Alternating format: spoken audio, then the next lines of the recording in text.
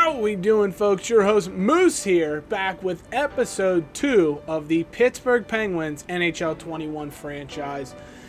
And I do want to address right off the top, correction, I don't know if I just had a brain fade or what.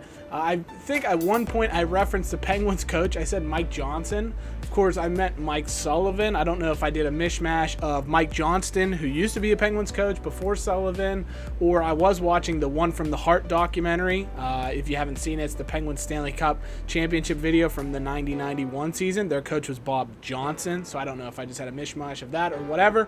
But regardless, Penguins head coach that we're trying to mimic here is Mike Sullivan, of course. So just get that little bit of housekeeping out of the way. But we're ready to get going here. We still have to go through the preseason, which lets us do a little bit of work. Thank you for all the feedback on the last episode. I did get some good comments. One said, of course, don't get rid of Gensel.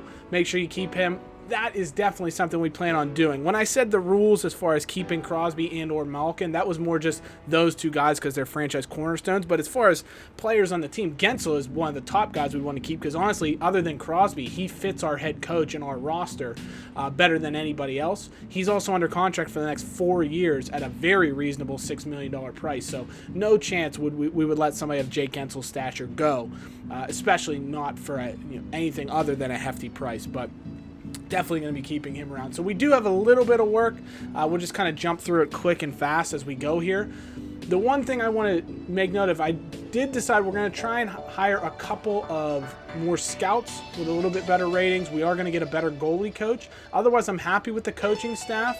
And I will say that I am probably going to maybe try and sign 1 or 2 minor league guys. We're not going to make any signings at the pro level. Number one, because there's hardly anybody at the value that we'd be able to sign under $2 million, maybe 1 or 2 guys, but I just don't think it'd be fair for us to sign them because they're free agents in real life, and I don't expect the Penguins to sign anybody in real life to get this started, so I want to roll with the team we have, see where we're at, get closer into the season, and then maybe make moves as it stands there. So the first couple months of the season, I think we're going to roll with this roster and see how we can play, but we may make 1 or 2 minor league signings just to see how things go in that regard. But as it stands, I'm happy with the roster. And with that said, let's take a look at the lines because I did some finagling to try and get the best quality that we could both on our NHL and our AHL squads, and we didn't look at the AHL squad in the last episode.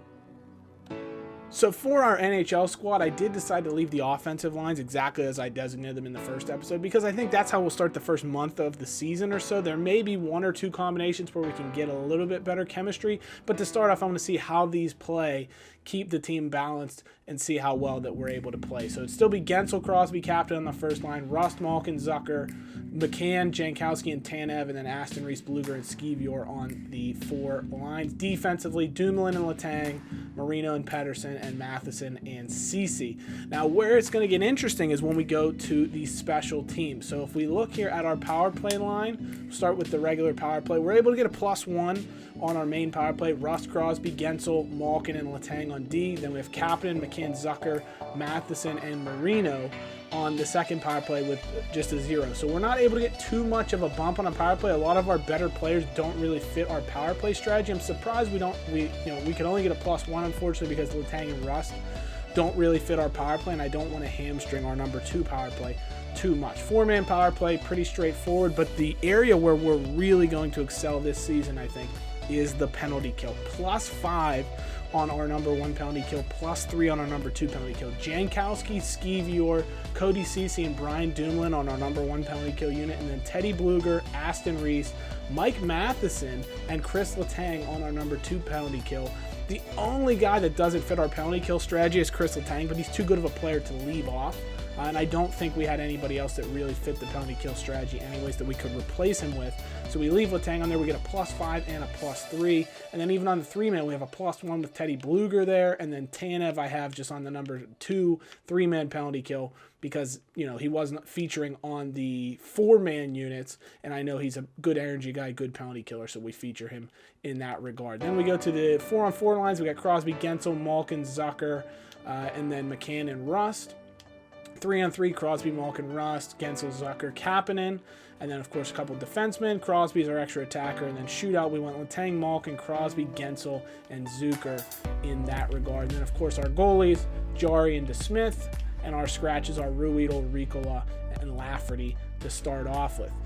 That's fun. Now, the area where we want to develop some players, of course, is the AHL. When we look at our AHL squad, I prioritize getting our 2 or 3 most high-profile youngsters into the lineup and then getting them positive growth opportunities. So, number 1, that's Samuel Poulin. I got him on a +3 overall. That was the best chemistry I could get there for him. So he's on a +3 line with 2 of our better players. So I think that'll be really good for helping him progress. And then Nathan Legary, same thing. He's on the AHL squad, so we might as well get him into the lineup, see if we can get him growing. We got him with 2 pretty solid players. The third line was where he was able to fit best, and we got him a +1 overall as well. Draws, Almeida, and Bjorkvist are all guys that can grow. They're all +1s. The only guy that I didn't get offensively into the lineup right now that has some good growth that he could potentially make is Jonathan Gruden. We look at him. He's got top 9 forward possibility, only 20 years old. I may try and get him into the lineup later on. We'll see how it goes. Jordan Nolan's a guy that I took out of the lineup just because he didn't fit as well. Same with DePauli. And they don't have as much progression they can make. We're not really trying to grow them. They're just good depth guys for us to keep around. Defensively, same thing. P.O. Joseph, our number 1 defensive prospect, a guy that could be on the NHL team as early as this season. Tried to get him the best possible chemistry I could, and that was with Nicholas Almari +3 on the second defensive line. That leaves Kuzman and Trotman as our number 1 pairing, Lindgren and Lizotte as our number 2. When you go then to our special teams, you can take a look at our power play. We got +1s there, so I have Poulin on the first power play line and Legary on the second power play line. We'll actually get him over on the half wall so he can take one-timers there. That'll be pretty good, +1 for each of them in the growth in that regard. Now, on the PK, we do have a +5 on our number 1 unit, Gaudreau, Curry, Lizotte, and then P.O. Joseph. And then second unit, just a 0. But we did the best we could in that regard. 3-man PK, Gaudreau's on there as well. So we do have some good penalty killers on both of our teams. And then, of course, goalie-wise, we have Max Lagacé and then Emil Larmy, who I may actually bump to the number 1 goalie because he can actually progress. He is fringe starter as his potential versus Lagacé, who's backup. So we'll see how that goes of who I want to progress, and you can see our scratches as well. That's the one area where I considered making a signing, and we'll see that here very shortly. I kind of scoured the free agents list, and there was one guy that I'm considering bringing back to the Pittsburgh organization because I think he'll play a good role for us in a depth capacity. And the man I want to go after is Bo Bennett. Of course, Pittsburgh Penguin fans will remember him, a prospect with so much potential who just couldn't stay healthy. First round pick of the Penguins back in 2010. 28 years old at this point, still 78 overall. Good depth guy to have. Possible trade bait if we don't need him down the stretch. But he adds good depth. He's a sniper, which we have so many two-way forwards that having a sniper will be so valuable because maybe he could help the chemistry somewhere. So we're going to try and sign him. I can get him on a two-way deal, 1 year, so he's really not going to hurt us at all. We can offer him a contract. He doesn't have anybody else going after him, so hopefully we can bring Bo Bennett into the fold. Otherwise, we still have $2 million in cap space. I'd like to leave that open just so that we have some wiggle room when we get into the season, maybe want to improve the team or sell some assets or whatever it might need to be. And there he is. Bo Bennett accepts the offer. We've got him in. He's going to go straight to Wilkes-Barre. We'll see if we can slot him in the lines and where he best fits. He's got the overall to definitely make us have a successful team, but not a lot of progression or growth that we'll expect out of Bo. He's just a good depth signing for us to have. And there we go. Scout number 1, Pascal Burrows comes in. He's going to scout the WHL for us. Definitely improvement on the WHL guy we had. Ned Dice, I still can't convince him to sign. He's going to be our goalie coach, but I need to probably give him a little bit more money. Bradley Banting signs USA Scout, so now we can have a USA Central Scout to go along with our East and West. And there we go, Ned Dice finally in, so we do get a goalie coach now finally after firing ours because he was just horrific in terms of overall rating. All right, and we are through the preseason. You can see we went 5-2. Best record actually in the Metro in terms of preseason. Let's just see who tore it up. Looked like Zucker had a pretty good preseason. I didn't change any of the lineup, so we just went with our default. McCann had a good start. Malkin, Crosby was fine. You know, nothing too terribly exciting. How'd the goalies do? Jari 4-1 looked good. DeSmith was fine as a backup. I mean, that's if our season plays out like this, we're in good shape. All right, and as we get closer to the season, I swapped the lines around for the AHL. Bo Bennett in there now on the first line with Kevin Roy at center, Curry at right wing. So Roy's only got 70 faceoffs, but it lets Bo Bennett get first line ice time, brings up that first line to a +1 now, and moving Jordy Bellarive down to the fourth line gets it a +1 as well, which is good for the development of both Bjorkqvist and Jan Droz.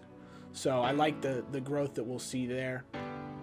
And then we can also get Bo here in on the second power play line, which will help out Gary's progression on the second power play. We'll probably throw him in here on the second four-man line as well with his boy Roy.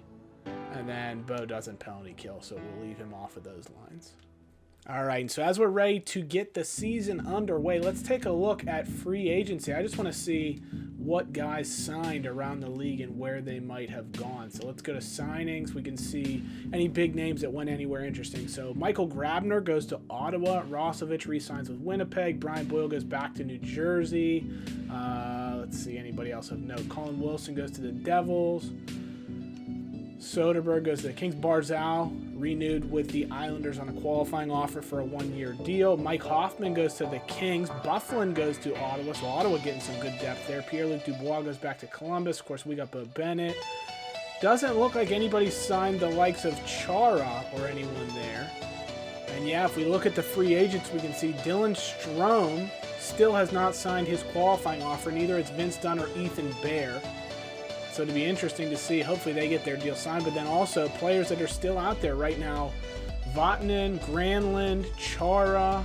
So Granlund's a good quality player, 28 overall. I'd love to try and bring him in. I don't know where he'd fit on our team. It's a little more offensive focus. Hamonic would be a good player to bring in. Good solid defender on a cheap deal. Eric Haula, 29 playmaker.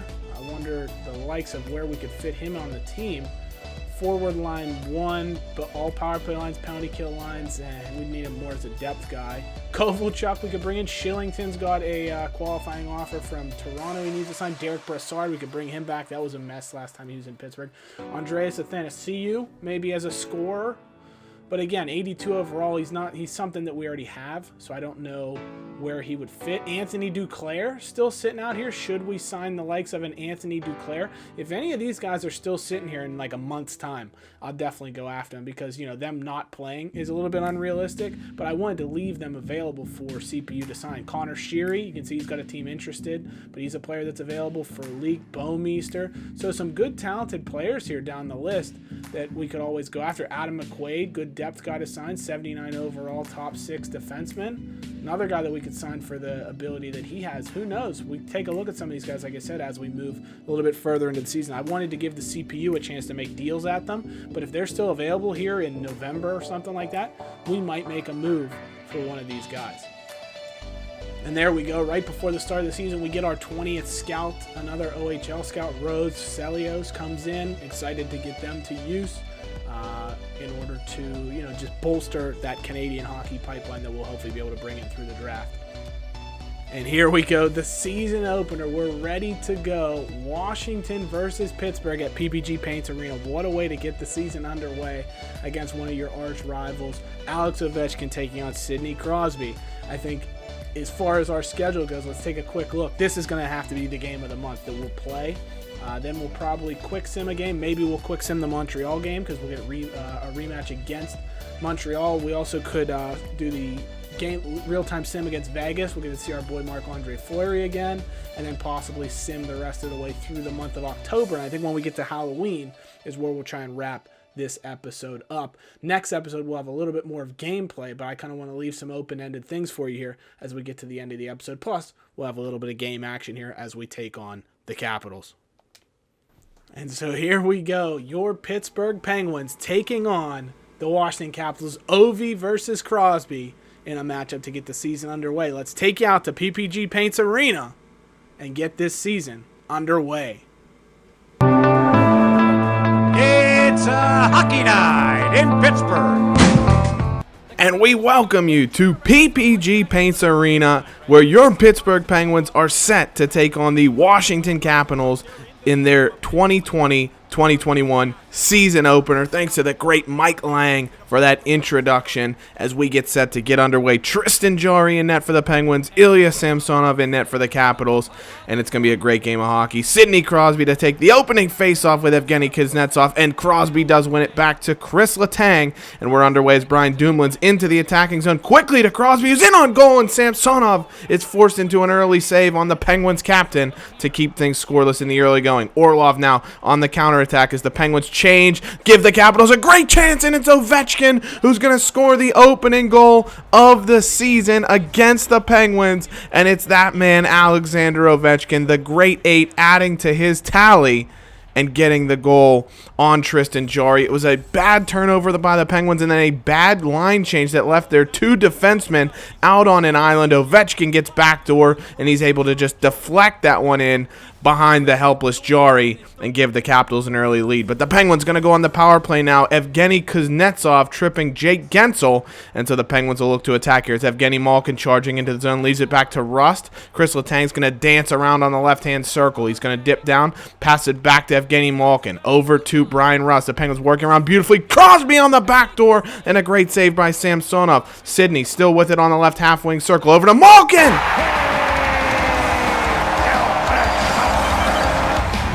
Scratch my back with a hacksaw. And Jake Gensel levels the score for the Penguins. His first of the season, the Penguins' first of the season, and Pittsburgh ties the game 1-1. Beautiful work power play by the Penguins, keeping control of the play in the zone, creating a few well-worked chances, and eventually Gensel gets free with his stick, and he tips a Malkin chance into the goal. But Tristan Jarry, having to stand tall at the other end, keeps out a great chance from, I think that was Jakob Vrana, coming down unmolested towards the goal and having a great opportunity. Gensel, one goal away from 100 for his career, sitting on 99 following that tally earlier on the power play. Brian Rust now takes this one out of the zone for the Penguins. They start an attack great between the legs from Malkin to John Marino. Backdoor, huge save on Jason Zucker, and Malkin on the follow-up. Samsonov able to cover up John Marino, helping lead that rush forward. He's looked incredible in this opening period of play. Very impressive with the stick work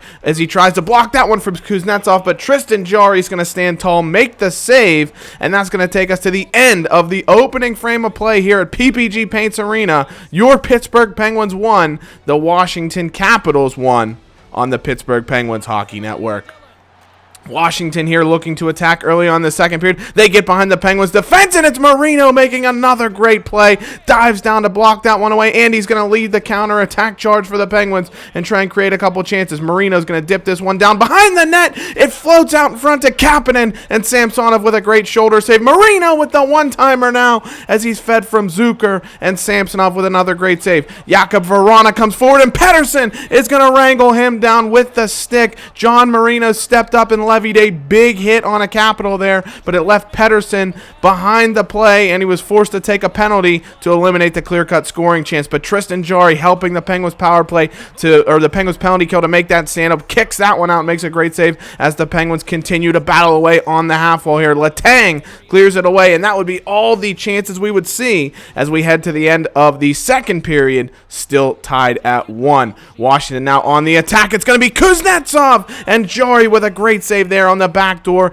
Wonderful ability to go post to post there from Jarry and make the save. Another chance there on the back door as he stops a one-timer by the Capitals here, who have been attacking very, very strongly in the opening minute of the period. Great job by the Penguins there. It's going to be Jarry, and it's going to go into the net. It looked to be an easy play there for Jarry on the post. Kuznetsov just threw it to the front of the net, and it looks like it comes off the back of the Penguins netminder Jarry, and it's into the net on the power play. It was a great penalty kill for the Penguins as Kapanen had taken a penalty with 6 seconds to play in the second period. Penguins look to be killing it off, and Jarry just loses himself next to the post there. Kuznetsov throws it to the front of the net, and it ends up giving the Capitals the lead. But Crosby leading the rush here for the Penguins. Throws in for Gensel! He shoots and scores. Oh, get in the fast lane, Grandma.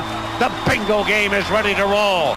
And Jake Gensel scores the 100th goal of his career, and the Penguins have leveled the score at 2. What an end-to-end rush from the Penguins captain, Sidney Crosby. He finds Gensel in front of the net, and he's able to just poke it home and give the Penguins the leveler. Look at this. Gensel doesn't even get complete wood on it, but it ends up squeaking through the wickets of Ilya Samsonov and into the back of the net. A huge goal for the Penguins. Incredible end-to-end speed from Crosby, showing he's still got it, and he creates a fantastic chance. And Gensel, the man to put it away and finish that one, tied here at 2. Washington now on the rush, coming the other way. Marino with the poke check, but he loses it. Pettersson's unable to pick it up, and Nicholas Backstrom is going to be the man to finish it off. A beautiful forehand to backhand to forehand move as Pettersson, you can see there, went for the puck. A fantastic stick check by the Capitals to end up allowing Backstrom to be the man to be the recipient of that loose puck. Comes in all alone on Jari, and he goes backhand, forehand,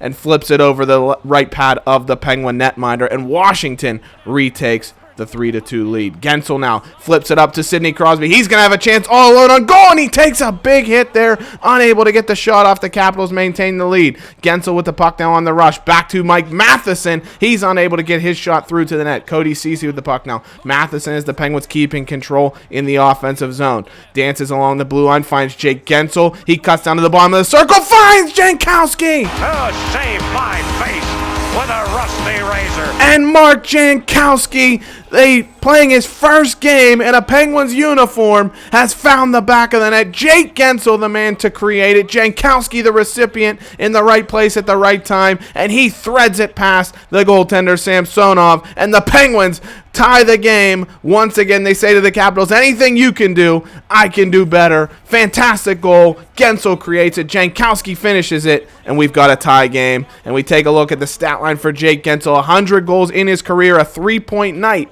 for the Penguin, as we've got a 3-3 ball game here late in the third period. Jari with a great poke check allows Crosby to come away with that one. We wind down to under 6 minutes to play. Over backdoor, huge save by Tristan Jari there, and the Penguins come on a counterattack. It's going to be Kasperi Kapanen over to Jared McCann. He's going to be sticked down by the Capitals, and it's going to be a Penguin power play with just over 5 minutes to play in the third period, looking for their second power play goal of the night, and one that could give them the lead in this hockey game. Sidney Crosby on the rush. He goes up across the center ice line, dances around a defender, tries to throw it backdoor to Gensel, but he's unable to get it through the maze of Washington defenders. Gensel now finds Chris Letang at the top of the umbrella for the Penguins. Over to Crosby on the half wall. To Malkin!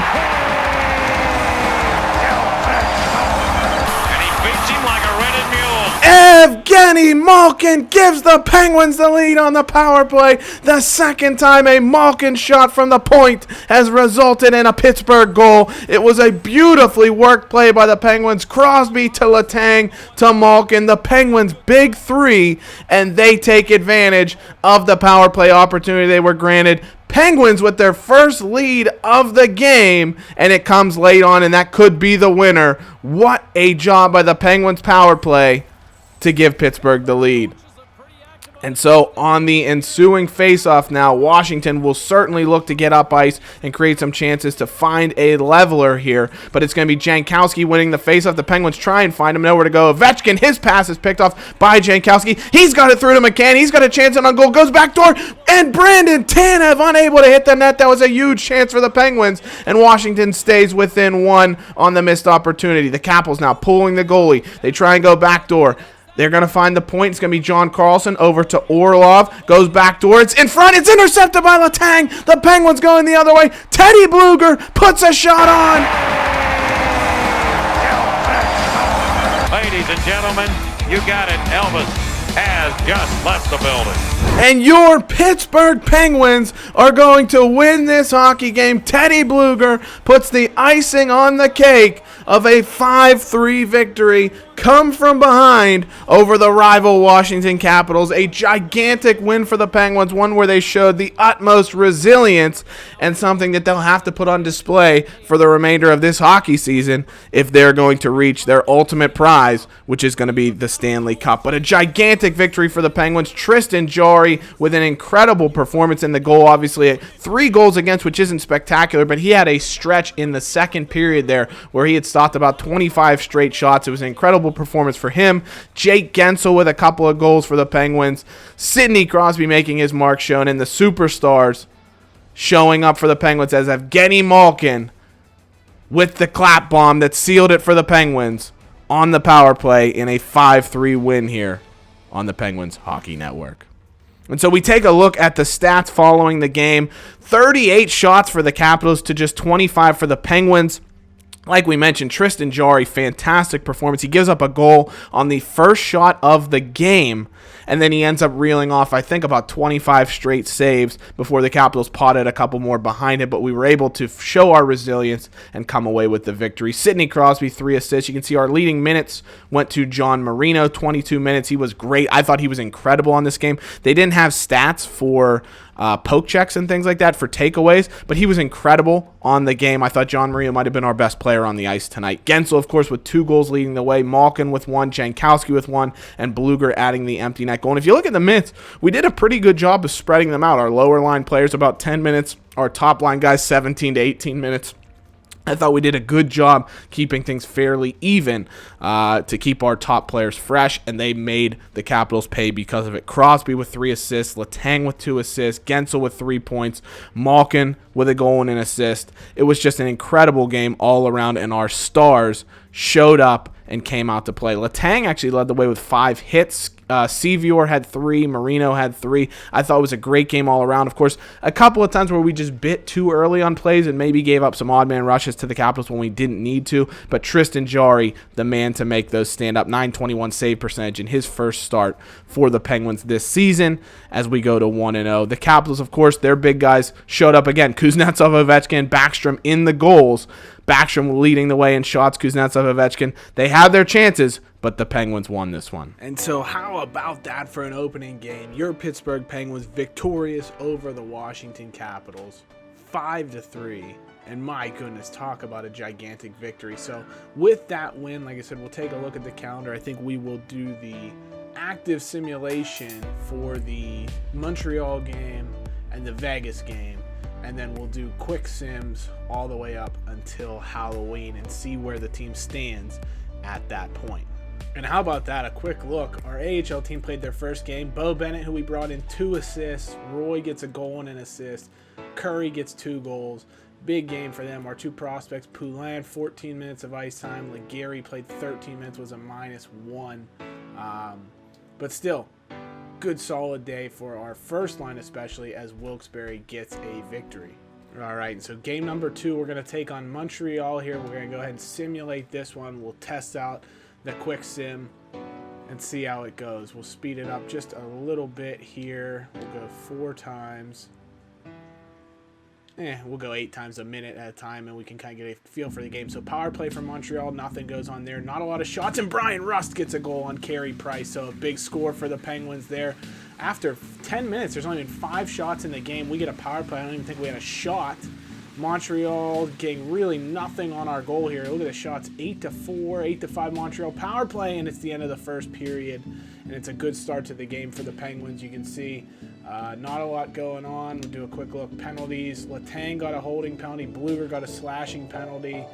Shots-wise, you can see chance-wise, we're pretty, their shots are all from any chances they've had are from far away. We've had some good chances, but they haven't really got in on our net at all, to be perfectly honest. So let's get the second period going. Montreal scores on the power play. Philip Danault. And then it's Joel Armia scoring 2 minutes into the period. Montreal's already got the lead, so tough start, especially when we looked very, very good in the early going. And Kotkaniemi scores on Jarry as well. 3 goals in 7 minutes, and then they got 5 on 3. Suzuki scores. Holy smokes, DeSmith comes in, and he can't stem the bleeding.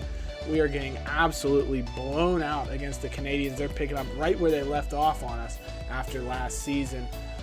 I mean, let's take a look at the shot chart again here in the second period, and this time, again, they're not really close to the net. I mean, if you look at their shots, well, I guess these are just the ones that didn't go in. So I guess when you compare them, you gotta look at the goals. I mean, they're all pretty close.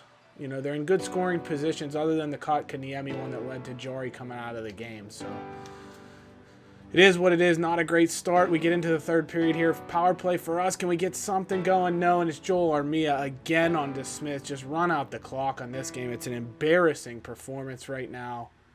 We're out shooting them, and we just can't beat Carey Price. He's showing why he's one of the best goaltenders in the NHL, and Montreal is finally putting a team in front of him. Great game there for the Canadiens. We do get one back with Jason Zucker late on in the game just to make it a little bit more respectable. But holy smokes, what a bad game. Let's take a look quick at the stats for the Super Sim game. You can see Kapanen had a point. Crosby did get a point. Malkin had a point. What was the plus minuses? McCann was a plus. Skeevior, Dumoulin -2. So not a great game for our lower line players, fourth line, etc. Definitely going to have to improve next game. Gensel, need to get him some more shots this time, but Kroos gets another assist, so good game for Sid. Goalie-wise, tough day for both of them. Jari didn't look good, but neither did Smith. And I mean, there's your storyline right there. Carey Price, 32 saves. Armia with a nice game. Nothing we're going to do. And how about this? I saw it flash up very quickly, but Bo Bennett was made the captain of the Wilkes-Barre Scranton Baby Penguins. How about that? I don't know that I'd have done that, but I let the coach have some minimal impact on the team. I don't think he's going to change any of the lines, but he did decide to name Bo Bennett the captain. Evan Rodriguez and Gaudreau are the alternates. But how about that? Bo Bennett, captain of Wilkes-Barre. And here's the big game. Your Pittsburgh Penguins welcoming the Vegas Golden Knights and former Penguin Marc-Andre Fleury back into town. I wouldn't be opposed to potentially bringing in Fleury at some point in the future, either this year or next year, if we can get Vegas to retain basically half of his salary. I'd consider it, especially if we need another goaltending option. We don't like, what our goalies are doing, or we want a stronger backup. I think that'll be all Fleury would be at this point.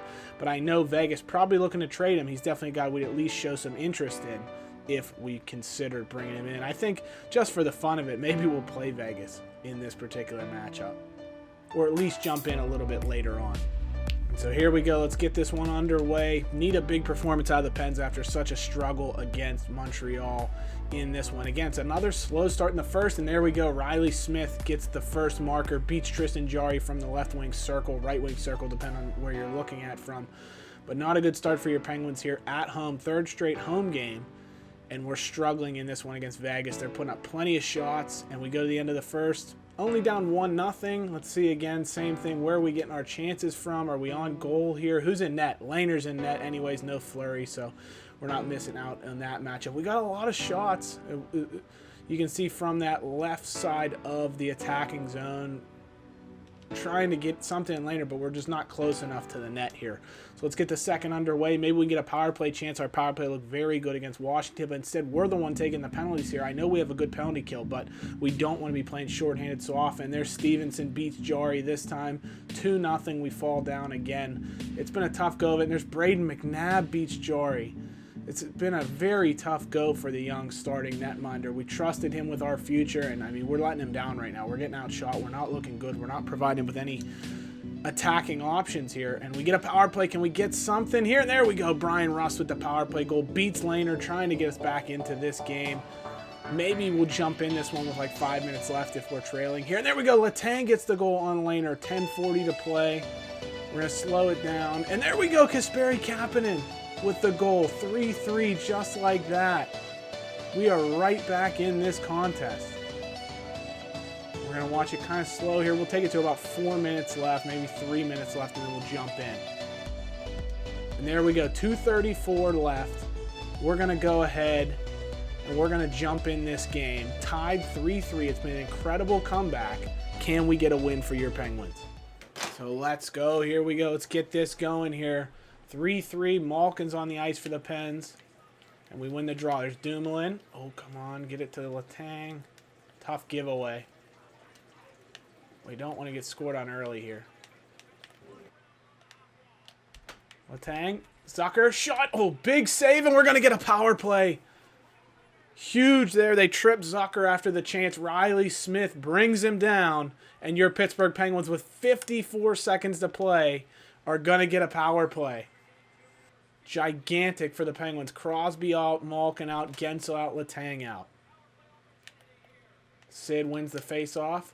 Gino. Slapper. Oh, good save, Lehner. Crosby. Nice play to Rust. Malkin. Oh, great chance. Sid, it's loose. Gensel. Letang. Oh, he whiffed on it. This is just some intense hockey right now. Here's Crosby. To Rust. Oh, he missed an Ed Gensel. Loose puck. Nothing doing for the Penguins. And we're going to go to overtime. Letang's just going to wait it out. Get the point for the Penguins. It's a huge battle back. We were trailing, 3-0 in this one. And we bring it back to 3-3. So the Pittsburgh Penguins will start the overtime period with a power play. Just over a minute to go on their power play opportunity. 4-on-3 action. Malkin, Letang, Gensel, Crosby. No 4 players you'd rather have out there for the Penguins. Nosek will line up opposite Crosby, and he wins the draw. And Vegas attacking early on. Look at great move there by Pietrangelo. And here come the Pens. Here's Gensel with the puck. Just get in the zone, set something up here. Looks to Malkin. Back to Sid. Oh, Letang! He scores! Chris Letang with the winner. And ladies and gentlemen, Elvis has just left the building. Chris Letang wins it for the Penguins. A dramatic come-from-behind effort. And talk about the resilience from the Penguins. Their bit of luck at the end to claim victory on a power play marker. Even the goal was a bit lucky as Crosby's pass just trickled through to Letang, trickles through Leonard. But it's a huge goal and a huge victory for the Penguins. 4-3 over Vegas. What a win. So we take a look at the team stats here quickly. Malkin ended up getting second star. Letang was first star with 2 goals, including the game winner. Crosby with 2 assists. I mean, the stars showing up to play yet again for the Penguins. Kapanen gets his first goal in a Penguins uniform. Zucker, Matheson, Rust, and Gensel on the board for the Penguins. Couple of power play goals coming up clutch when we needed them. Huge, huge win for the Penguins. And Jari, what a bounce back. I thought after that third goal, maybe Mike Sullivan would consider giving him the hook. Nope. Gave the faith in the youngster, let him stay in there, and he reestablished himself with a pretty solid performance. I'm not sure what happened with his minutes there. They got a little messed up, 42-54. He was in the whole game, so it's almost like he didn't play a period, but big win for Tristan Jarry. And so the Pens bounce back. Let's take a quick look. Like I said, we're going to sim the rest of the month. I think it's probably 8 or so games. Let's take a look at the stats just before we start the sim so we can see where guys are in the team. So Crosby's still yet to score, but he's got 6 points. Malkin's got 6 points. Letang's got 4. Gensel's got 4. Had 3 in the first game. Rust's got a couple. Zucker's got a couple. Kapanen. Everybody's contributed just a bit. Marino -2 is a bit surprising to me. He was incredible in the first game. He struggled, I think, in the last 2. Plus-minus wise, Kapanen is +2.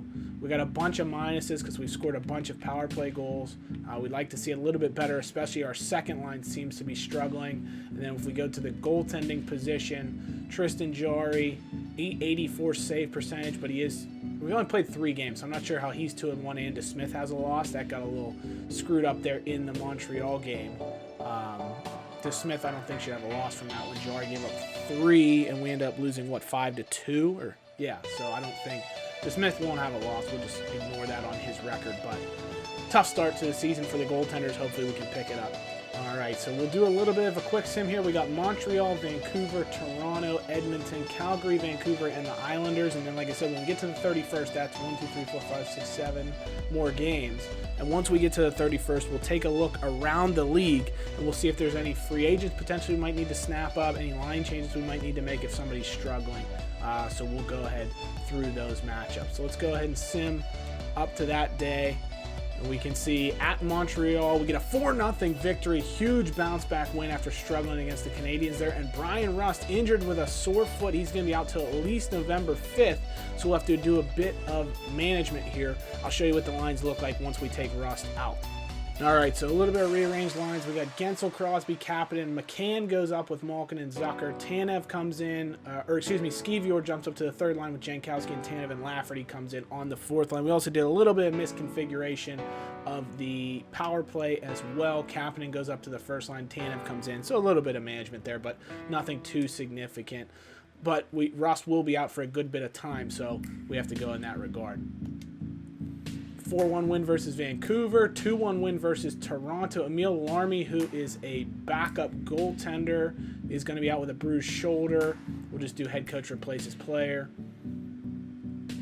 quick sim up to at Edmonton. So we take on Connor McDavid. We win in a shootout 5-4. So big win there at Calgary now on our little Western Road swing. Lost to the Flames. Bo Bennett is healed, available to play in the next game. I didn't even know he was hurt. We didn't hear about that, so we'll just hit continue. 4-2 win over Vancouver, and then we take on the Islanders. 4-2 loss there. You know what? Let's go just take care of the Islanders entirely here. We're going to sim past November 1st. Warmy's back to play. We'll get him back in after the break. And let's play one more game against the Islanders. Rust is available to play. We're just going to ignore that for right now. We lose to the Islanders 2-0. So 2 losses to the Islanders.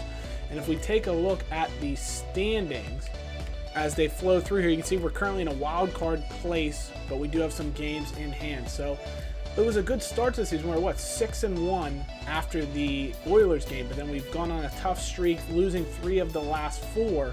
Let's see who our best players are as we finish this up and see who's available. So we'll start off with the team stats, just see where we're at. We'll compare it to the Metro just because I'm not that fussed on the whole league at this point. We're going 3 goals per game, which is middle of the pack, not terrible. 2.64 goals against, which is better than average, so decent there. Our power play is 27%, one of the best in the league. And our penalty kill is 83%, also one of the best in the league. So it's one of those things where we just kind of haven't put it all together. We're not playing badly. We've just lost a couple of games, and that's kind of how it goes. No overtime losses, so that's what's not getting us points. But we've only played 11 games. So when you compare it to the other teams that have played, we got games in hand. We could end up even with the Islanders if we win our next game. We're not in a terrible spot as it stands right now. And then individual player-wise, Crosby leading the way, 4 goals, 15 points in 11 games. Malkin's got 14 points. Letang's got 10 points, so he's looked good. Gensel's been okay, but not great since the first game. Let's look at our forwards here. Who's struggling? Zucker's got some goals. Kapanen's +6 with 5 points, so he's actually been our first line's been very, very good. Our fourth line's been a struggle. Aston Reese is -2. Bluger's -2. Jankowski's -3 on the third line. So our bottom 2 lines are what's really hurting us. Lafferty's coming for 6 games. He's -4. So that's tough. We get Rust back. So that'll be key. Hopefully, fixing the lines up with him back in the lineup. Let's go down to our D. We got Letang with 10 points. Matheson 5. Marino's struggling a bit. Only 3 points in 11 games. Pedersen's been tough. That second pairing, I like them a lot. I think they pair well together. Hopefully they can play a little bit better. Ceci and Matheson have actually been very good, +7, +2 in third line minutes. I'm not sure if we might want to consider moving them up to the second pairing and Dumoulin Marino and Pedersen back to the third. That might actually even help out their chemistry. And then goalie-wise, Jari, he's rebounded very, very well. 912 save percentage, 265 goals against, 7-4. DeSmith hasn't actually played other than that opener. I believe I have automatic goalie rotation on, so I would expect DeSmith to get a few games here and there, but it may be a matter if we just had some spaced out games to start off with. I don't think we've had any back-to-backs just yet. And so a quick look at the free agents. You can see a lot of those guys that were in there are still there. Dylan Strome, I don't know if he's holding out or what. I mean, he's got a qualifying offer. Ethan Bear's got a qualifying offer. Vince Dunn's got a qualifying offer. They just haven't signed them, and so they haven't played any games this season for their team. So, it's interesting to see, is that somebody we could potentially sign? I mean, Vince Dunn, if he's going, has he been offered? We don't have the money to offer him, but I mean, St. Louis is interested. If we could give him a year at $2 million, could we offer sheet him? I don't know that we have the picks to steal him away, but I mean, holy smokes, these are some guys you could bring in that I wish I should have just auto-signed these guys to teams before we started the dynasty. But it is what it is. If they don't play this year, that's just a loss for their team, and we'll see what happens to them moving forward. We could even try and snag them at the trade deadline, even if they're not playing this season, for the value that they'll provide, because they're still on those teams. Vince Dunn's still St. Louis property, Ethan Bear's still Oiler property, but if we could bring them in, that'd be great.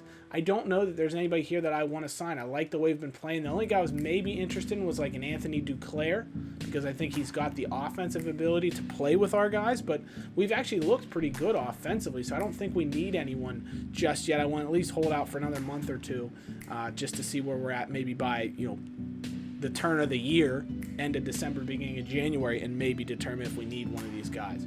All right, guys, so thank you so much for watching this episode.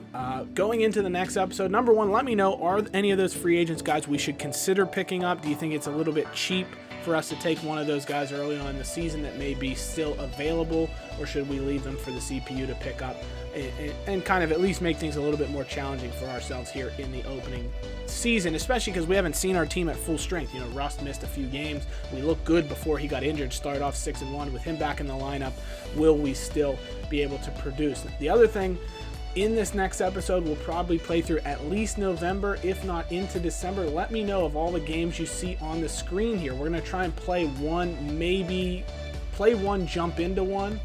So let me know of the games on the screen here, which one would you like to see us jump into? I think one that definitely stands out possibly would be this Philly game, as well as either of the matchup against Colorado, you know, just because of how good they are. Maybe at Boston would be a great game to see. So let me know of those listed games, which ones you'd be most interested in seeing us jump into in the next episode. So as always, guys, thank you so much for watching. Take care. We'll see you soon. Bye-bye.